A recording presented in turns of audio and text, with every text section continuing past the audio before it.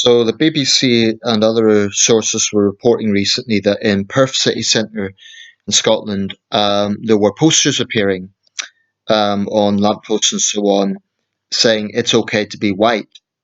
And these posters have been condemned by city authorities and commentators on the grounds that they purportedly originate from, and I put this in inverted commas, far right groups in the United States, even neo-Nazi groups, supposedly. I think that's plausible because I'm somewhat familiar with this campaign. It did originate in the United States, and it was kind of a backlash against some of the minority identity politics that was going on, issues around, for example, Black Lives Matter and other such social movements. And it was almost a sort of trolling attempt, in a sense, to provoke identitarians to sort of attack the idea that it is okay to be white. Now, in of itself, the statement "it is okay to be white" should be harmless.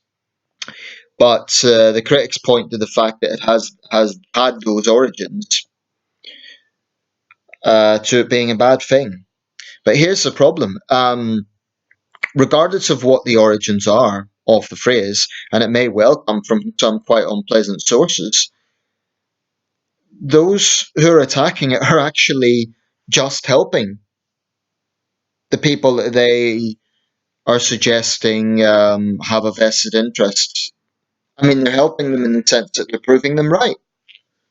Because if you're attacking the notion it's okay to be white, then you're just playing to it. If you're attacking that notion, then you're saying, oh well, it's not okay to be white. And if you do a vox pop of pretty much any British university, particularly the likes of Cambridge University, and ask someone, is it okay to be white? They'll immediately get defensive. No, no, that's white supremacist. That's neo-nationalist. That's etc. But the statement in itself, it's okay to be white. It's not saying it's better to be white. It's not saying we're superior to other races. The statement in itself should be harmless. So in a sense, it's a bit like those straight pride events. On the surface, are a bit silly because the vast majority of straight people are not going to take part in them because there's not really any need. But it's kind of like poking a hole in the argument of identitarians, those who push for identity politics, minority identity politics, in the sense that it's saying, well, if you're attacking this statement, then actually you're exposing your bigotry because you're saying that being white, there is something fundamentally wrong with being white because the statement in itself should be harmless. So that's the problem. What they would, I mean, those who think this is just from a neo-nationalist group, the neo-Nazis or whatever, um, would be best ignoring the campaign because by responding to it the way that the people who stuck the posters up want them to, they're actually falling into a trap of just proving that correct.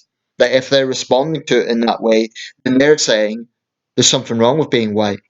Now, I'm a white guy, obviously. I don't feel strongly about it one way or another. It's not an achievement. Being white is something that's beyond my control. I was born a white guy to white parents. That's where most of this country. It's just and it just is. It's not good or bad. I'm not proud of being white, but I'm not ashamed of being white either. The problem is you get virtue signaling leftists who they are actually ashamed of being white. I mean, they'll never admit that, but what I would like to know is why do those people, and this is what I want to really focus on in this video, why is it okay for visible minorities to show racism? I say visible minorities because a minority could technically be a white minority, for example, someone who's Polish or Jewish. They could be white, but they're still technically a minority. So visible minorities, black, South Asian, East Asian, why is it okay for racist sentiments generalizing sentiments to come from racists within those communities if it's directed at white people. An example of this, I mean, not only is it tolerated, it is actually promoted. Let me just make a suggestion, for example. Imagine for a second there was a book entitled Why I Do Not Talk to Black People About Race. Now, such a book would rightly be condemned. It would be seen as inflammatory. It would be seen as, pushing out black people from the conversation. Yet, a book literally entitled Why I No Longer Talk to White People About Race is in print. It's in the country's top bookstore, Waterstones, and I've seen it. The writer is a young woman of African heritage. She studied at the London School of African and Oriental Studies. That's not the exact name of the institution, it's something along those lines. Her name is Rennie Eddo-Lodge. Now, why did she get to make money out of a book that is so inflammatory? What she is saying by that title, I don't really care what's inside. They say don't judge a book by its cover, but if you're going to have a title as inflammatory as that, firstly, you're not going to get me as a white guy to buy it to fuel your victimhood narrative, to promote that. Because if I buy that, I'm just, firstly, Waterstone's books are ridiculously expensive anyway, but a book like that, what is it doing? It is saying, you're white, you're the problem. Doesn't matter if you agree with me, you're the problem because of the colour of your skin. And then you get virtue signalling people like Emma Watson, these insufferable cosmopolitan liberal lefties who, it's just the whole woke thing. And Emma Watson is a good example of it. She's not the only one. There's plenty of others who will endorse her and they'll say how brave Rennie Eddo-Lodge is for speaking out as a woman of colour. Rennie Eddo-Lodge is not brave. She's not noble. She is, in my opinion, a disgusting race baiter. No better than any white supremacist, because what she is doing is trying to stoke up animosity towards all white people, and the only white people that can't see it is these idiot virtue signalers. Or maybe they can see it, they just don't care. To the vast majority of normal white people, that's offensive because it's saying that because of the colour of our skin, we can't be part of the conversation. She doesn't want to talk to us. So, yeah, it makes me angry. I'm not going to pretend otherwise. It makes me angry. I could say, oh, well, she's not important, let's just ignore it. But the thing is, people like that are given a platform, they get profit from it. That should be unacceptable. If white racists are rightly denounced, then why do black or Asian racists get a green light? My whole life, I've been against all racism. I abhor these white neo-Nazi ultra-nationalist types. I absolutely abhor them. And, there is real racism in this country. We've heard of cases of migrants, for example, being brutally attacked by racist gangs. I've heard of people from Central and Eastern Europe suffering racist abuse by thugs. And whether this is in tandem with Brexit or not is going to be a heated debate. But it is irrefutable that in recent years, hate crimes have been on the rise in this country. Now, it may be that there have been more reported, which may mean that the actual situation hasn't changed. It's just that victims are coming forward more.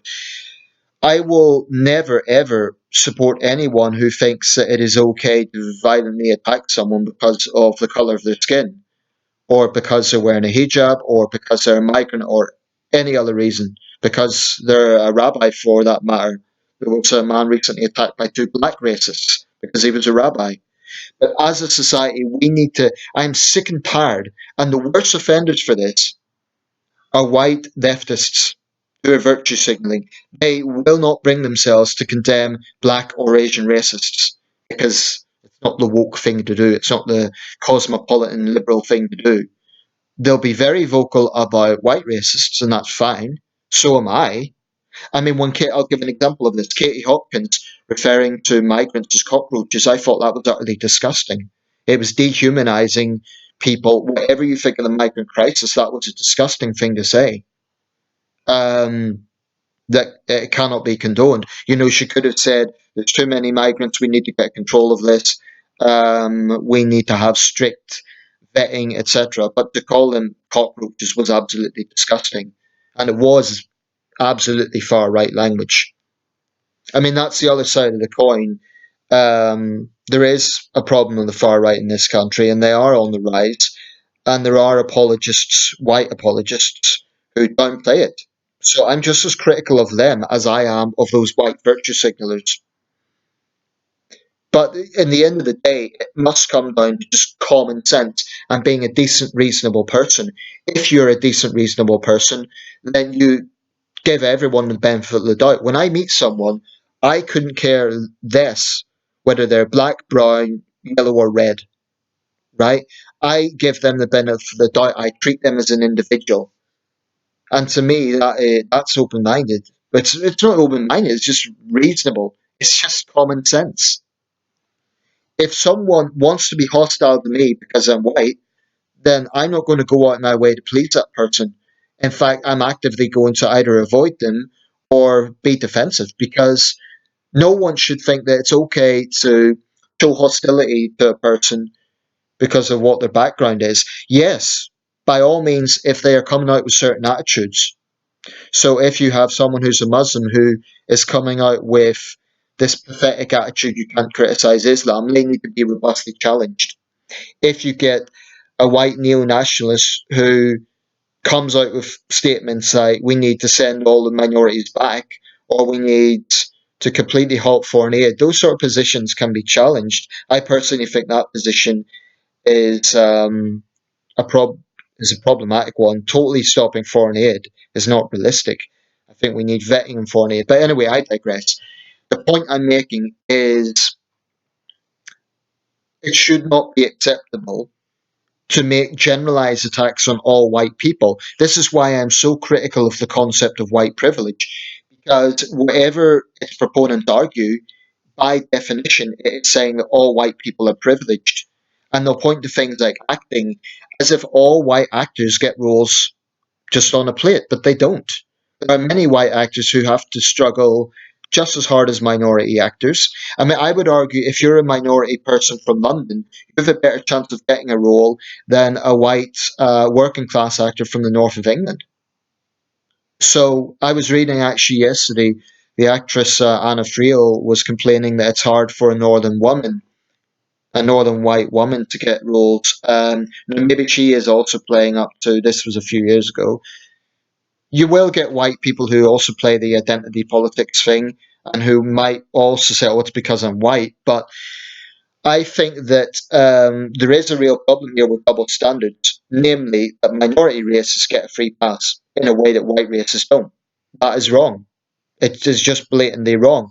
Very often we'll hear, for example, about attacks on mosques, and there's this assumption that it's white supremacists or white neo-nationalists, and sometimes it is. There was that awful attack on the elderly gentleman in Birmingham a few years ago by that white neo-Nazi thug from Ukraine. Which, incidentally, when we talk about attacks on East Europeans, very often some of the most racist attitudes are coming from white Eastern Europeans. So, it's none of these things can be kind of black and white, right? So, as a society, I do want us to be a tolerant society. I mean, people who are saying that they're going to leave the country because of Johnson's election victory, I can accept that you don't like his politics, but look at his cabinet. It's probably the most diverse there's ever been. He has a secular Muslim as chancellor. He has of Pakistani descent. He has an Indian woman who is home secretary. He has a Jewish man who's foreign secretary in Dominic Raab. So, or at least of Jewish descent. And just look at his cabinet. The Tory chairman is a black Briton, James Cleverly. And you can look at many other examples. So Rishi Sunak, I think chief secretary to the Treasury, business secretary. So there's many examples. So I believe that Britain is a much more tolerant country than it was 30 years ago, but we shouldn't be complacent that there is still racist sentiment out there. I don't think in a country of 66 million people you'll ever totally purge racism, and that's unfortunate. What we can do is challenge racists. and definitely enact very tough sentencing for racist hate crimes. Absolutely. No one should be subject to abuse or intimidation because of who they are, whether they be Muslims, whether they be well, anyone. No one should go through it, whether they be white for that matter. You know, if there's a white kid in a school that has a large black or Asian um, enrollments and they are bullied because they're white, that needs to be condemned. But the regressive left and white virtue signalers they want to pretend that that isn't an issue. They want to pretend that there isn't anti-white racist sentiment as well. There is.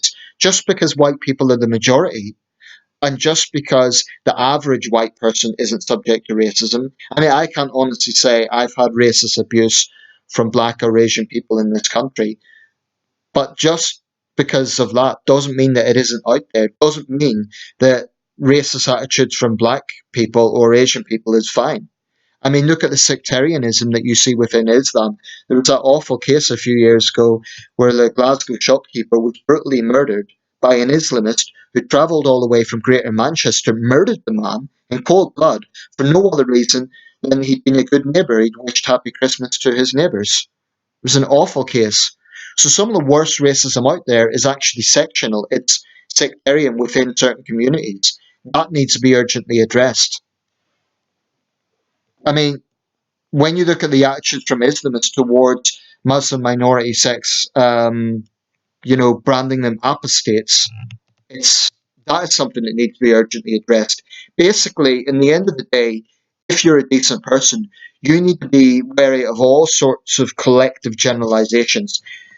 This is not to say that you cannot have a candid look at particular problems within a particular community. So, for example, you might argue that there is a problem in some northern English towns with Pakistani grooming gangs. There might also be a problem with certain white people going towards neo nationalist groups. And then there might also be a problem in other areas. In London, for example, young black men are far more likely to join knife gangs than other groups. It's just a sad reality. So I don't think there's anything wrong with a candid discussion about those problems, so long as it's not generalized and it's not saying they're all involved, because that's when it gets inflammatory and problematic.